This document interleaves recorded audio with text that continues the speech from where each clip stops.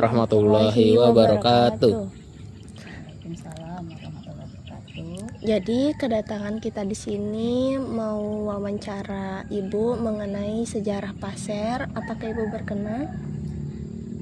Insya Allah berkenan. Saya berbicara dengan Ibu siapa? Nama Ibu Bu Tuti. Bu Tuti, ya baik.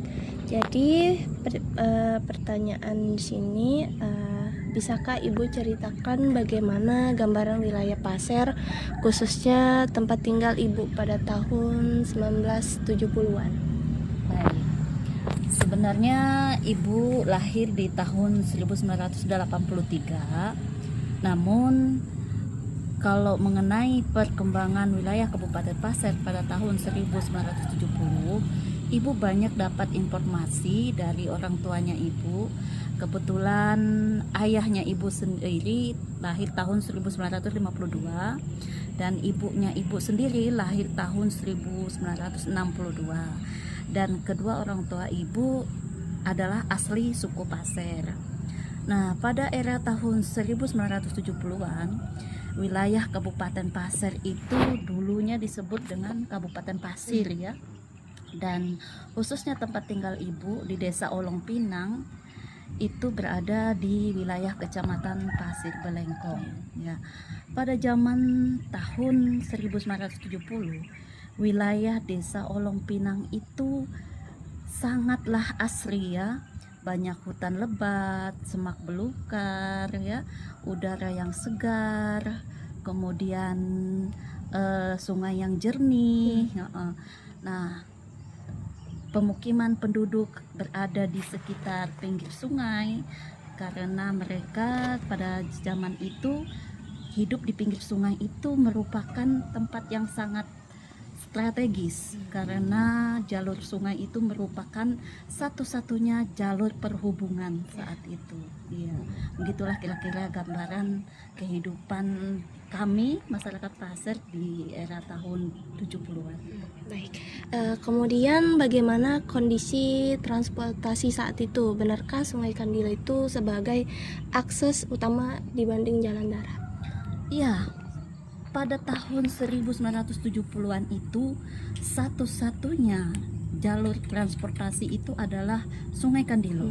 Nah, di mana saat itu sangat minim jalan darat.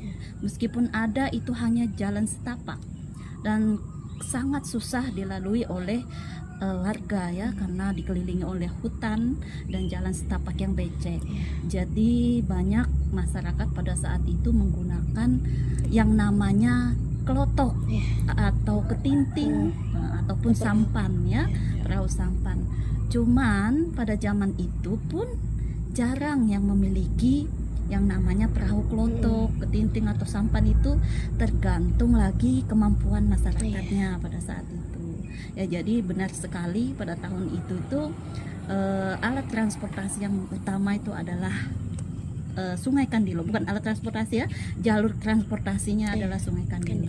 Gitu. Kemudian apa pekerjaan mayoritas warga sebelum perusahaan besar sawit atau tambang masuk ke desa ini? Ya, pada saat itu pekerjaan warga saat itu adalah bertani, berladang, dan itu berladang itu berpindah-pindah ya, terus menangkap ikan dan memanfaatkan hasil hutan, misalnya seperti rotan ya, itu biasanya mereka buat untuk pemukul apa itu namanya tilam zaman dulu. Itu zaman dulu itu warga masyarakat itu sangat pandai membuat kerajinan. Jadi karena mereka tidak memiliki mata pencaharian, jadi mengandalkan kemampuan keterampilan mereka, terus menangkap ikan, berladang berpindah-pindah tempat, bersawah. Namun saat itu bersawahnya tidak seperti zaman sekarang ya, memiliki banyak alat modern, jadi masih bergantung pada musim. Musim hujan bersawah, tidak musim hujan berladang begitu. Jadi itu pekerjaan mereka saat itu. Baik. Kemudian kapan pertama kali Ibu melihat pembangunan infrastruktur besar seperti listrik, jalan aspal, sekolah atau rumah sakit di sini? Nah, kalau listrik itu sekitar tahun 94-95 sepertinya masuk pembangunan listrik. Kalau aspal itu baru-baru tahun 2000-an ke atas baru ada, baru saja ya. Kemudian seperti rumah sakit itu di daerah tempat tinggal ibu itu tidak ada. Yang ada itu hanya namanya dulu itu mantri ya, mantri yang dikenal dengan perawat sekarang ya. Jadi diperbantukan ada setiap desa itu Pak Mantri atau Bu Mantri gitu. Nah, kalau listrik itu pun dulu pada saat itu tidak semua warga itu bisa langsung memasang listrik di rumah ya, karena perekonomian yang masih rendah.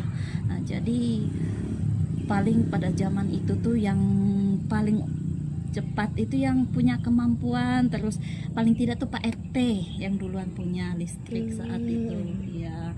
Kemudian di tahun 95 ke atas tuh mulai sudah kelihatan banyak penduduk yang memasang listrik gitu ya. Kemudian masih ingatkah kapan perusahaan sawit atau tambang mulai membuka lahan di sekitar sini? Bagaimana respon masyarakat sekitar? Kalau untuk perusahaan sawit sendiri membuka lahan itu sekitar tahun 94-95. Itu sudah mulai besar-besaran membuka lahan, dan respon masyarakat itu beragam ya.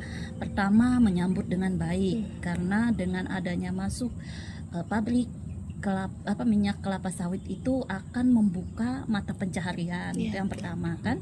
Kemudian yang kedua, banyak juga yang menolak. Mengapa menolak? Itu karena banyak lahan-lahan atau hutan adat pemilik daerah setempat yang dibuka tanpa ada kesepakatan begitu ya. Kesepakatan bahwa ada apa nanti dengan dibukanya lahan tersebut untuk warga yang membebaskan lahannya. Tidak ada kesepakatan di situ. Jadi tetapi yang perlu digarisbawahi, dengan masuknya perusahaan tersebut banyak pemuda-pemudi di sekitar Desa Olong Pinang itu memiliki pekerjaan meskipun hanya menjadi buruh, seperti buruh tebas, buruh penyiram bibit sawit ya, tapi tidak ada yang bekerja di kantor ya. Kenapa? Karena pada saat itu banyak anak-anak muda itu tidak tertarik untuk sekolah. Ya, karena mereka berpikir untuk apa bersekolah, karena di tempat tinggal toh nanti kembali ke kebun, nanti kembali ke sawah, yang perempuan nanti toh kembali ke dapur. Nah, jadi saat itu banyak yang putus sekolah, sedikit saja yang lulus SD. Namun semenjak adanya pabrik minyak kelapa sawit ini, akhirnya menyesal, banyak yang menyesal. Tetapi alhamdulillah pemerintah membuka yang namanya sekolah paket. Nah, paket A, paket B, paket C ya. Dan pada saat itu banyak yang kembali bersekolah supaya bisa melamar bekerja di pabrik tersebut. Iya. Gitu. Kemudian menurut Bapak Ibu, apakah kehadiran industri tersebut benar-benar meningkatkan kesejahteraan keluarga dan tetangga sekitar? Kalau untuk meningkatnya perekonomian, Ibu jawab iya, karena terlihat dari warga sekitar yang mulanya tidak memiliki sepeda ya, awalnya tidak memiliki sepeda, lama-lama hampir semua warga bisa memiliki sepeda. Kemudian semakin tahun bertambah tahun memiliki yang namanya kendaraan sepeda motor. Lama-lama bertambah tahun, akhirnya warga tersebut di sekitar Desa Olong Pinang tuh ada yang memiliki mobil ya, ada yang ya memiliki mobil. Karena dengan masuknya perusahaan sawit ini tadi, lahan-lahan kosong milik warga itu dimanfaatkan untuk berkebun ya, menanam kebun sawit ya. Jadi tidak ada lagi yang namanya hutan semak belukar, Ya. semua terbuka menjadi kebun sawit. Nah, karena itu perekonomian pun meningkat dan taraf kehidupan mereka pun kelihatan meningkat juga. Terlihat dari kepemilikan kendaraan tadi Iya, betul. ya. Kemudian apa perubahan yang paling Ibu rasakan pada lingkungan alam kita sejak industri tersebut masih berkembang?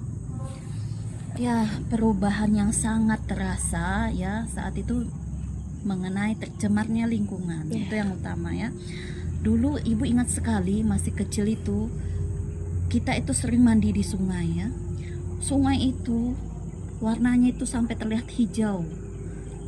Ikan-ikan kecil tuh terlihat berenang di dalam air.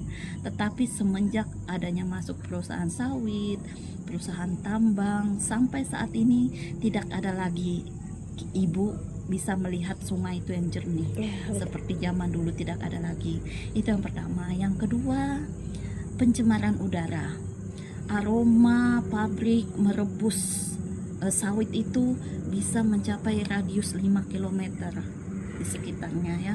Jadi dulu pernah Ibu sekolah sekitar jam 10 itu perut sudah lapar ya. Si pabrik ini sudah mulai merebus sawit, aromanya itu langsung membuat asam lambung kita naik. Jadi yang paling utama itu adalah pencemaran, ya, pencemaran lewat air, pencemaran lewat udara, ya, dan perusakan lingkungan sepertinya. Ya, itulah yang paling terasa. Nah, kemudian bagaimana perbedaan gaya hidup anak muda sekarang di Pasir antara tahun 70-an dengan tahun 90-an akhir? Perbedaannya itu sangat-sangat kelihatan ya. Pada zaman era 70-an itu tidak ada listrik ya, terus tidak ada yang namanya pasar, tidak ada yang namanya tempat nonton ya. Itu zaman itu anak-anak itu jarang keluar rumah ya. Kalaupun siang bermain itu bermain fisik dalam artiannya tidak seperti anak zaman sekarang melihat HP atau banyak bermain pondok-pondokan atau sering berkunjung ke rumah satu sama lain, bercerita gitu ya. Terus kalau malam itu mengaji di satu tempat dengan membawa obor. Kalau malam tuh beda dengan tahun 90-an. Kalau tahun 90-an itu sudah sedikit demi sedikit ada perubahan karena sudah ada mengenal yang namanya dulu itu apa ya namanya radio apa begitu yang masih pakai kabel antena begini dibawa kemana-mana. Nah itu zaman itu sudah mulai anak muda itu sudah mulai bisa nongkrong di warung kopi ya, sudah mulai bisa bertanya kabar lewat yang tadi itu apa Ibu lupa namanya, kayak radio tapi pakai anten begini. Dan sering juga terjadi yang namanya perkelahian ya, karena apa namanya di tahun 90-an tuh sudah ada yang namanya jalan darat sedikit. Nah, jadi anak muda tuh sering berkunjung ke desa yang lain ya, satu desa ke desa yang lain. Nah, mungkin disitulah sering terjadinya kesalahpahaman antara anak muda. Itu perbedaan tahun 90 dengan tahun 70-an gitu ya. Kemudian menurut Ibu apa hal paling berharga dari Pasir masa lalu yang sudah hilang di masa sekarang? Kalau menurut Ibu adalah hutannya. Hutan. Jadi tidak ada lagi sekarang ini, meskipun sawit ini bisa disebut dengan hutan sawit ya, tetapi oksigennya itu berbeda dengan yang namanya hutan asli alami itu ya. Jadi hutan yang paling hilang, yang sangat berharga dari Ibu. Kalau zaman dulu itu kita bangun pagi sudah bisa menghirup udara segar, jalan-jalan merasa segar, teduh, mengeluarkan apa namanya bernapas itu enak, lain dibandingkan dengan sekarang ya. Meskipun banyak hutan sawit di kiri di kanannya, berbeda sekali rasanya ya. Itu yang Ibu rasakan. Apa pesan Ibu untuk generasi muda SMK hari ini dalam menjaga masa depan Kabupaten Pasir? Pesan Ibu yang pertama adalah kita tidak bisa memungkiri ya kemajuan teknologi, kemajuan perekonomian, kita tidak bisa memungkiri itu. Jadi pesan ibu yang pertama, pasti ibu akan berpesan kepada kalian sebagai pelajar adalah belajar ya. Kemudian disiplin, menghargai waktu. Itu yang kedua, tidak banyak berpacaran, tidak membuang banyak waktu untuk yang tidak berguna. Itu yang pertama. Yang kedua, dengan melihat pertanyaan-pertanyaan adik dari awal tadi sampai akhir, itu membahas tentang lingkungan ya. Nah, lebih dari sekarang kita mulai dari yang kecil, kita jaga lingkungan kita. Mungkin kita membuang sampah, kita bedakan yang mana organik dengan non organik. Jangan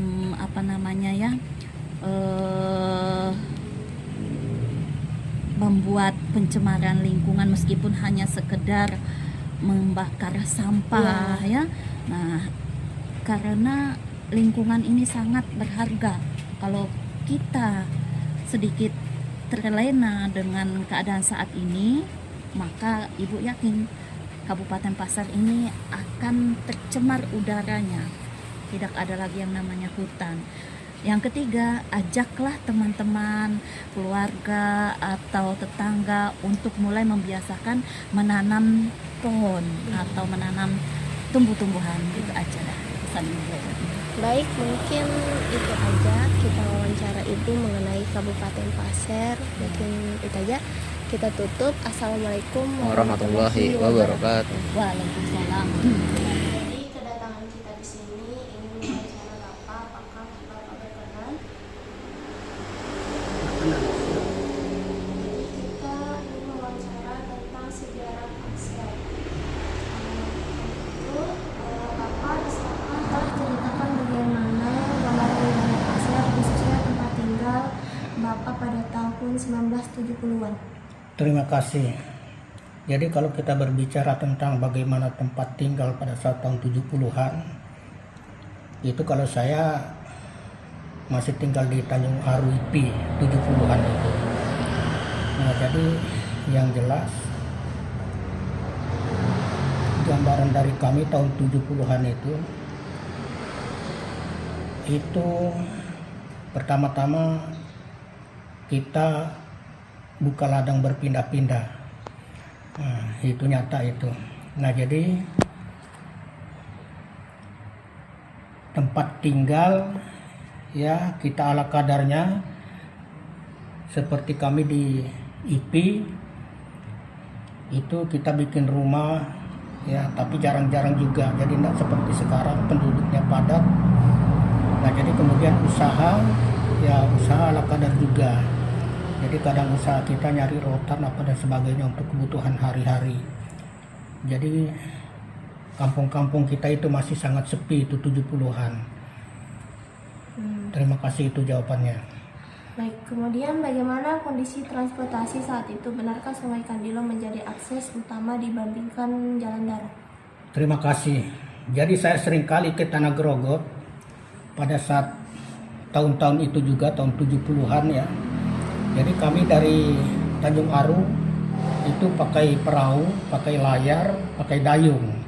Nah, satu hari satu malam kita sudah masuk di Muara Pasir, kemudian masuk di Kandilo, ya kita pakai dayung. Kadang kalau anginnya dari belakang kita juga bisa pakai layar, tapi yang jelas kan pakai dayung sampai ke Tanah Grogot. Nah, jadi kalau sampai sudah ke Tanah Grogot, ya kita berlabuh di Jamban kah. Jadi Tanah Grogot ini belum ada pelabuhan, belum ada apa, itu masih Jamban. Jadi Jamban itu ada kayu besar, itu ditaruh di depan di pinggir sungai, jadi di situ orang mandi, di situ orang nyuci pakaian apa dan sebagainya. Itu masih keadaan tahun 70-an itu. Apa pekerjaan mayoritas warga sebelum perusahaan besar kayak sawit, tambang masuk? Terima kasih. Nah, jadi pekerjaan kita pada saat itu ya usaha kita nyari rotan, cari garu, ya, cari mintu, itu kan untuk kebutuhan hari-hari kita. Nah, jadi perusahaan sawit ya kita tidak juga bisa ikut masuk ke mereka karena mungkin dari SDM kita kalau belum mencukupi syarat agak susah. untuk masuk ke mereka. Nah, tapi kalau ada pertimbangan-pertimbangan dari mereka, ya mungkin karena segi kebutuhan mereka juga, karyawan dan sebagainya juga bisa masuk di situ. Nah, tapi kalau kita ya masih itu usaha-usaha kita, jadi nggak bisa langsung ikut usaha di dalam aktivitasnya mereka. Kemudian kapan pertama kali Bapak melihat pembangunan infrastruktur besar kayak listrik, jalan aspal, sekolah, rumah sakit di sini? Terima kasih. Nah, itu sudah tahun 98 itu. Jadi kami sudah pindah ya sehubungan dengan pemindahan ibu kota kecamatan Batu Engau ke Tanjung Aru. Nah, jadi di situ kita pindah ke kampung Bayi Langgai kan di tahun 89. Nah, jadi waktu itu kan kami sering ke Grogot juga. Nyeberang lewat Tui, lewat apa. Jadi di situ mulai sudah perkembangan itu infrastruktur dan sebagainya itu kelihatan sudah untuk Kabupaten Pasir. Nah, jadi sampai sekarang mungkin seperti itu. Masih ingatkah kapan perusahaan sawit atau tambang mulai membuka lahan di Sikatesen? Bagaimana respon masyarakat saat itu? Itu di tahun 89 itu sudah masuk mereka. Jadi sudah sudah buat HGU, hak guna usaha mereka, sudah mulai buka lahan untuk termasuk di kampung kita di Langgai Bayi itu tahun 98 untuk buka kebun sawit. Menurut Bapak Ibu, apakah kehadiran infrastruktur tersebut benar-benar meningkatkan kesejahteraan keluarga dan tetangga sekitar? Itu tergantung. Jadi kalau memang kita dilibatkan langsung oleh mereka, pertama mereka buka kebun sawit itu kan pada saat itu menawarkan untuk memiliki plasma dan sebagainya. Nah, jadi itu alhamdulillah ada harapan ya. Kalau kita ada plasma ya mungkin cukup untuk kebutuhan hari-hari kita. Itu terlibat langsung dengan perusahaan itu. Agak lumayan lah. Apa perubahan yang paling Bapak rasakan pada lingkungan alam kita sejak industri tersebut masih berkembang? Iya, ada perubahan lah. Jelas ada perubahan kita. Nah, jadi perubahan kita ya mungkin dari segi ekonomi ya kan. Yang pertamanya kita dari segi ekonomi itu sangat minim ya, tapi sejak perkembangan ini ada ada lumayan lah untuk kebutuhan hari-hari kita, perkembangan ekonomi di daerah kita. Kemudian bagaimana perbedaan gaya hidup anak muda di Pasir antara tahun 70-an dengan tahun 90-an akhir? Iya, 70-an dan 90-an ini ya itu jauh perubahannya. Jadi pada saat tahun 90-an ya mungkin tidak seperti itu dulu. Jadi pertama mungkin karena peningkatan ekonomi, jadi kemudian untuk segi hari-hari itu kalau dulu mungkin kita di tahun di tahun 70-an kita masih jalan kaki, jadi tahun 90-an itu ada yang punya sepeda motor, ada yang punya sudah itu.